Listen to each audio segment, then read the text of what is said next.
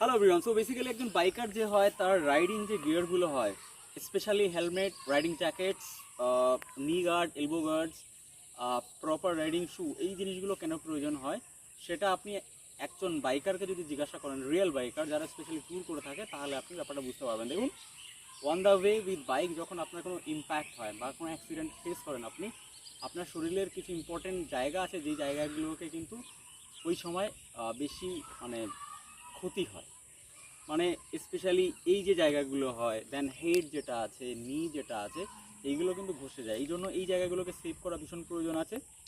আর একটা বাইকারের সেফটির জন্য কিন্তু বাইকিং যে গিয়ারগুলো আছে এইগুলো কেনা ভীষণ প্রয়োজন আছে। দেখুন, এটা কমফোর্টেবল হয় না, এটা একটা বিষয় যে ওটা পরে কমফোর্টেবলি থাকাটা খুব একটু ডিফিকাল্টিস হয়।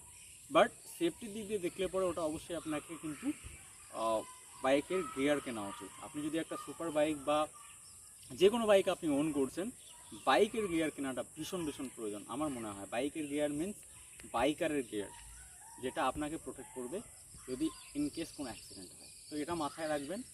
আর ইনভেস্ট যদি বাইকে 1-1.5 লাখ টাকা করেন, 20-25 হাজার টাকা বাইকের গিয়ারে ইনভেস্ট করাই যেতে পারে। এটা আমার একটা বাইকার হিসাবে একজন বাইকারকে সাজেশন বলতে পারেন।